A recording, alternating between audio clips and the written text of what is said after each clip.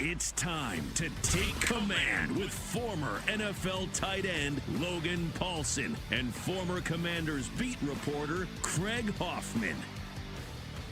What's up? What's happening? Welcome into the Postgame show, instant reaction style. I am Craig Hoffman, sitting at my house because I decided it wasn't worth it to go to the game today. Logan Paulsen had to, so he is at FedEx Field. What's up, dude? Not much, man. Feels like it's been a while since I've talked to you, like a couple hours at least. Yeah. And typically this year, we've been doing these together at FedEx Field post home game. I'll be back there next week just in case anything crazy happens. Unfortunately, my nightmare came true. I'm pretty sure that next week's game is going to be a 4:00 because the Cowboys, if they win the division. So they and the Eagles are going to have to play at the same time. So that'll probably be a 4:00 game. So that's great. Yeah, it'd be so much fun.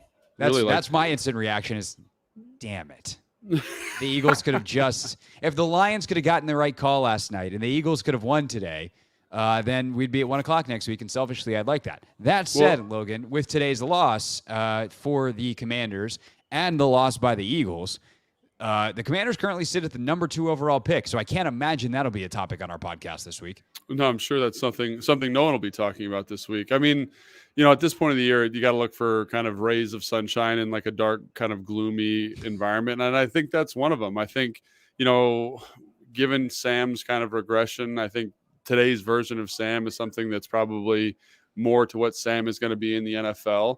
A guy that's going to throw a touchdown, make some throws, but also turn the football over a little bit. You got to kind of be thinking about the quarterback of the future. And if you're picking second overall, you are well within your means to kind of move up one spot and make sure you get the guy that you want, that you believe is emphatically the guy. So, I mean, that's definitely going to be a talking point from here till the end of time, probably until the draft happens. So, I hope the draft happens before the end of time. But you know what I'm saying? The draft? I said what I meant to say is like end of time. I know this feels like the end of days, but of the off season. You know what I'm saying? Yeah. End of the off season, which would be the draft. I guess free agency too, but yeah. So I do think that is something we will definitely talk about. And by the way, there were chants in Chicago today of we want Fields. Justin is playing very well, so Chicago's going to have a major decision to make. I'd imagine Washington's not going to be the only bidder for Caleb Williams, though. So that is something we will have plenty of time to talk about. Let's get to what you talked about, though, because in terms of instant reaction for today, there is nothing more important than Sam Howell. And I will say this about Sam on a positive note. He definitively today showed that resilience that we have been looking for.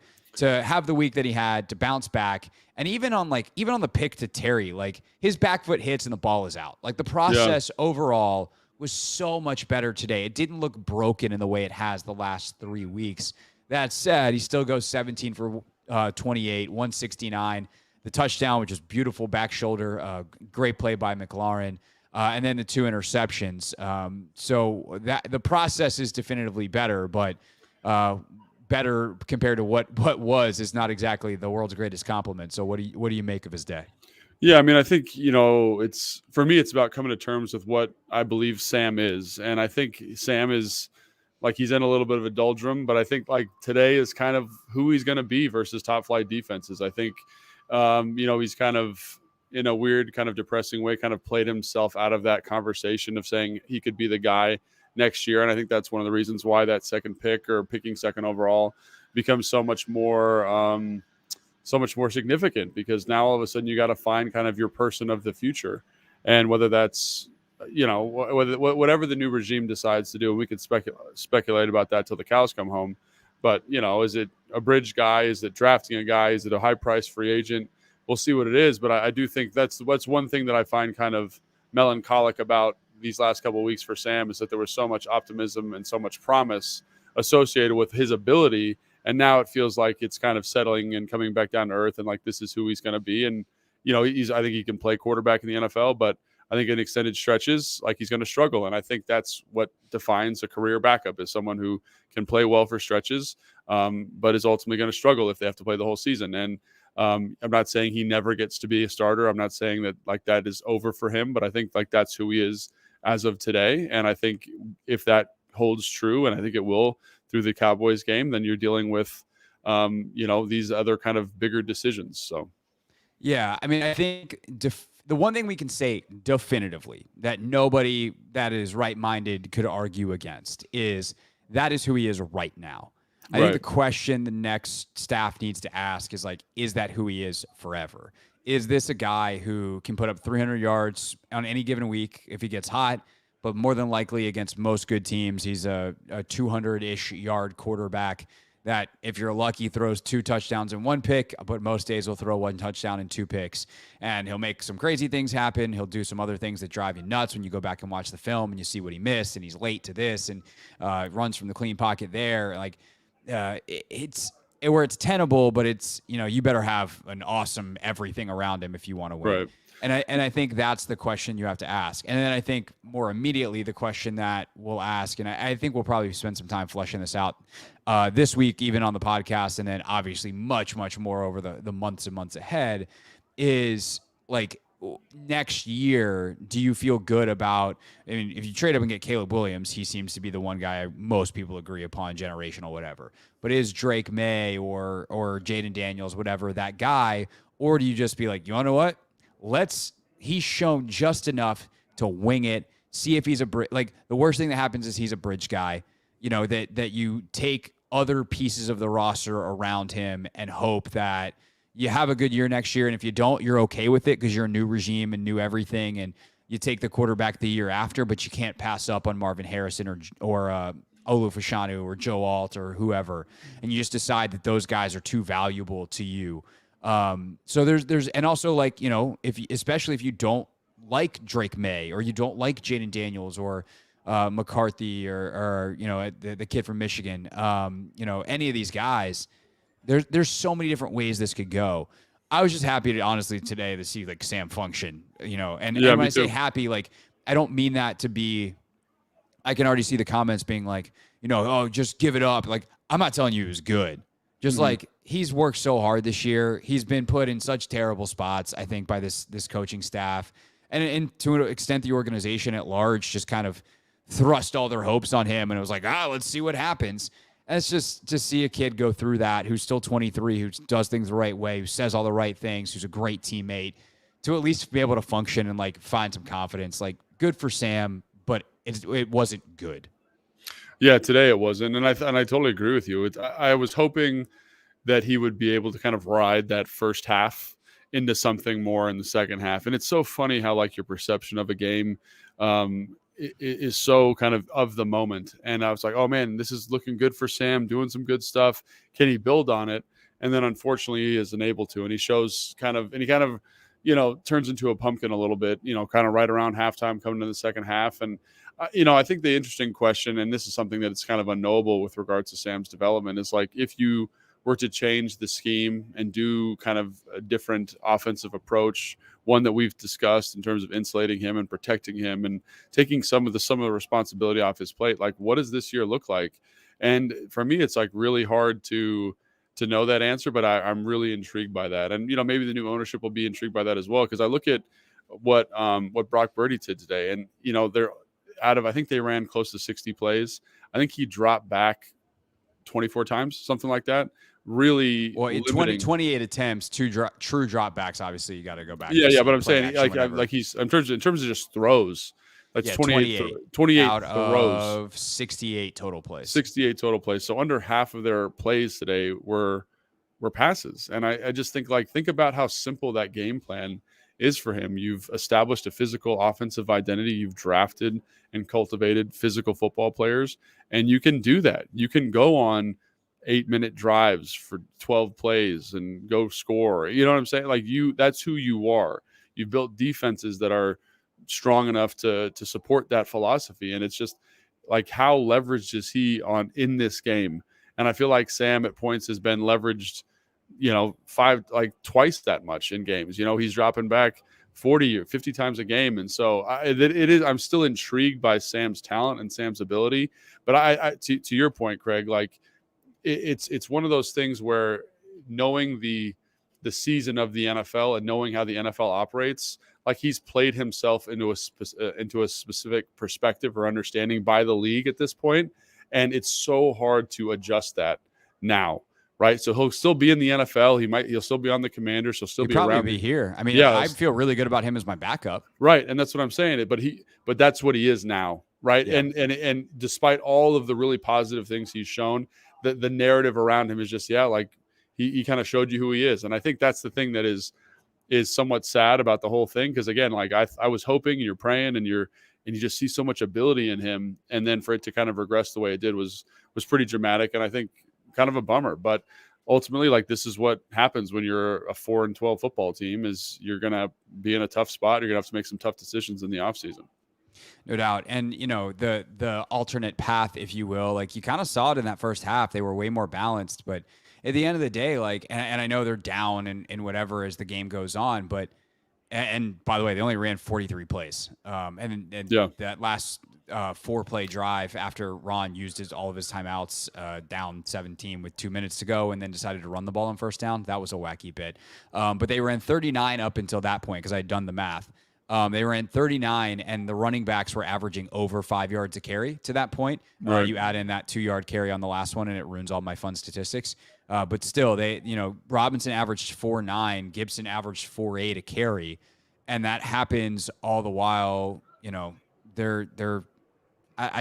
know, man. I get so exasperated by the running the football thing, and again, like it seems so obvious, and rarely have I felt like that I've watched and I've been watching this football team for the majority of my professional career. This very silly at times Washington football team.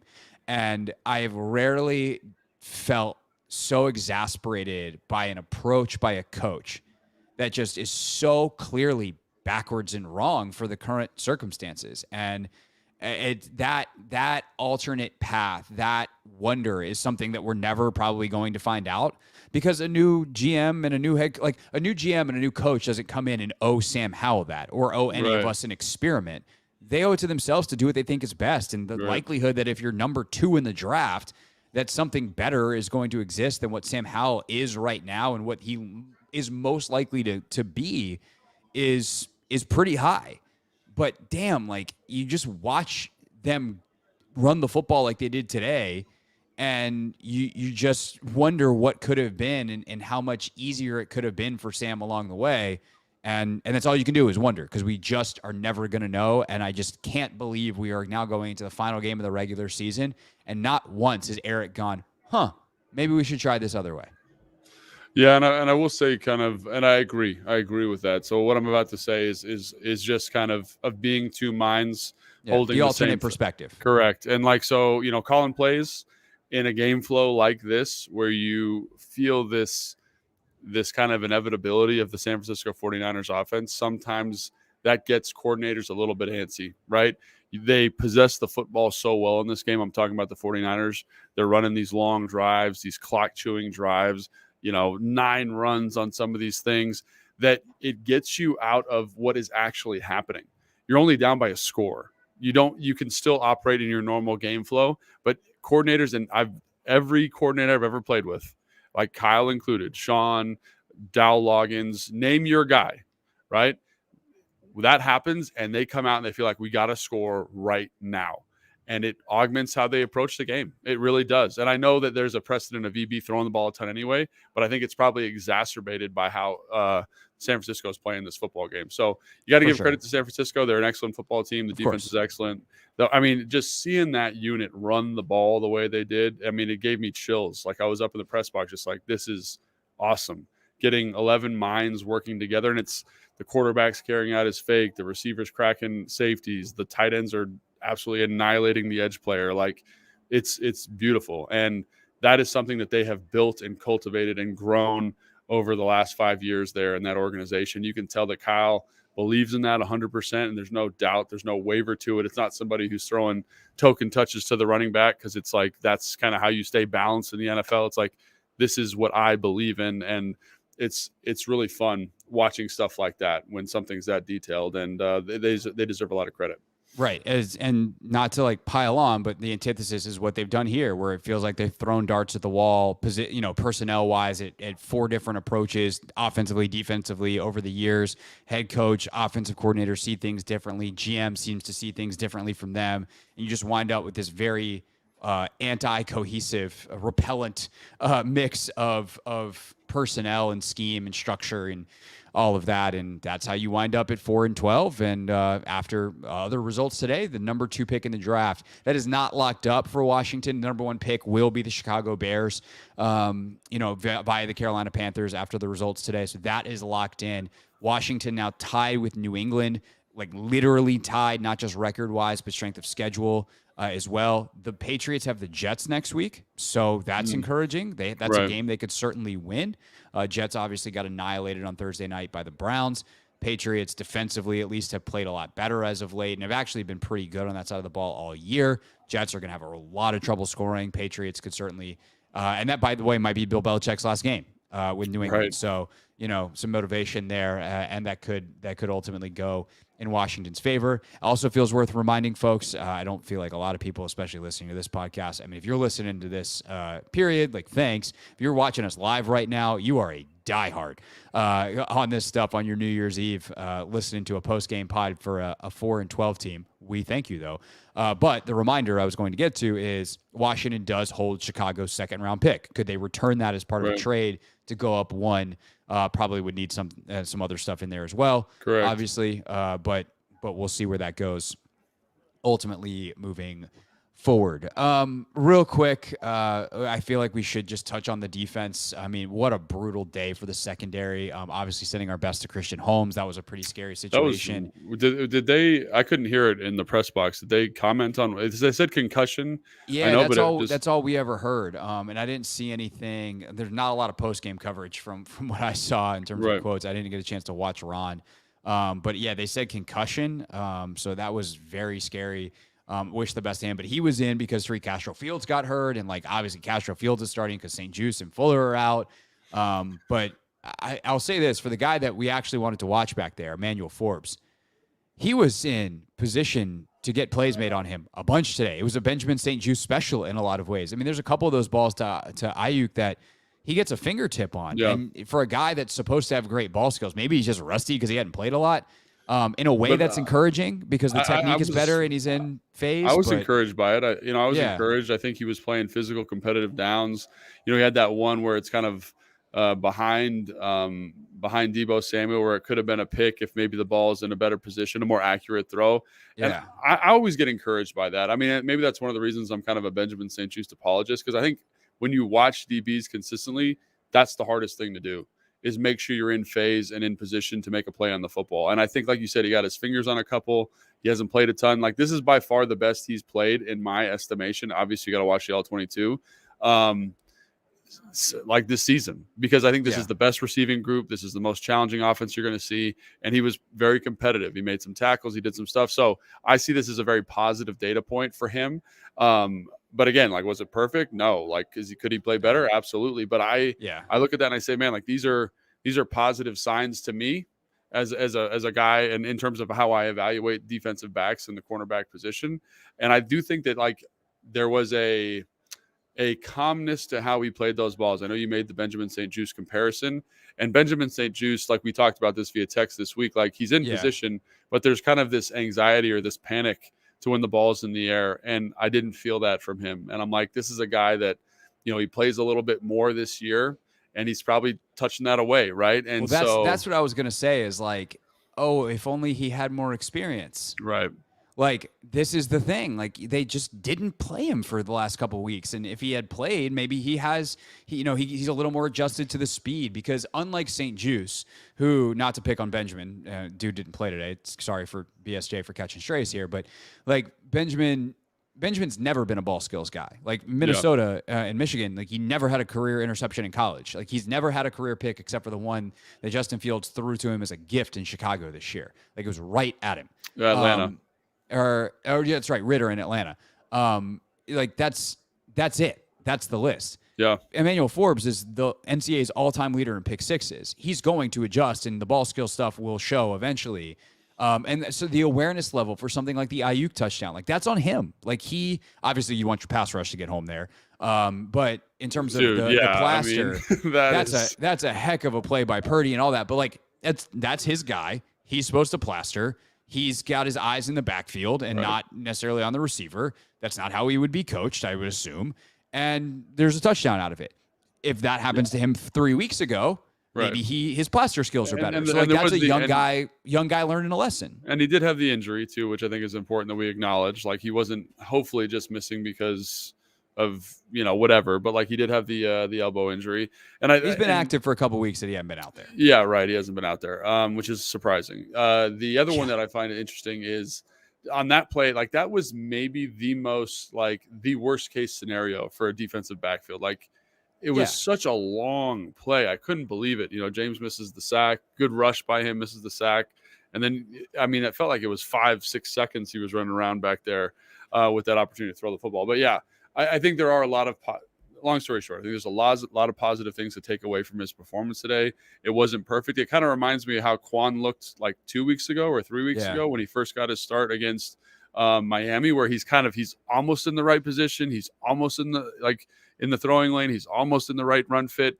And then as he's gone on, like to your point, he's just gotten better at it. And I think that's something that, again, like what does today look like if he's played a little bit more football at the NFL level the past couple of weeks? But to kind of flesh out the defensive analysis, I think Cody Barton did a great job again today. I think the linebackers in general just have played so much better since Ron's kind of taken over. They just look like they know what they're doing more acutely, which is great to see. Yeah. And Cam Curl, I thought, did some good things. I think, again, Quan is a guy that I think is so fun to watch because he just plays with this great energy and emotion. Defensive line did some good stuff. Payne had that tackle for loss that sets up the third down stop that leads to a field goal down in the red zone. So a great job by him. But I think ultimately, like the thing that sticks out to me is like the 49ers were just better offensively today. They were more physical up front. They got more movement. They battled harder. They battled longer. And I also think it doesn't help like when your offense only runs 34 plays or whatever it is. Like I just think that's some of that though is the defense can't get off the field and there's 100% long drives and that started early. Yeah, right? But that's what you're dealing with the 49ers, right? So I think the thing that bothers me, again, this is my offensive player bias coming in here, but they go down and score, and then the next drive you go three and out as an offense. I think is how that sequence goes. Like you got to possess the football a little bit. You shorten the quarter, you shorten the half, you take away opportunities for San Fran to kind of be in this ultimate ball control situation that they want to be in this game. So yeah, I just think like that's one thing that stuck out to me about that specifically. It's like just possess the ball a little. And I think again, that goes back to the point you've made a ton this season is like, one way to do that is to run the ball efficiently, which they seem to have done, and not throwing on first down and getting a 2nd and 10. So we can be critical of this and of the offense. We can do it for one more week, Logan. We might as well get our licks in while we can. Yeah, but I think, I have been pleasantly surprised with the defense. And someone said to me, "Well, why are you so surprised that they gave up 27 points, whatever it is?" But I just feel like now I'm at a point where you can actually see talent. You can see what guys are doing, and I think that has been really great. That guys are playing football in a way where you're like, okay, like. This guy is not a scrub. He can actually play NFL football, and he's actually playing NFL football at a high level. Like I just think back to how this linebacker group from top to bottom this entire year was getting murdered.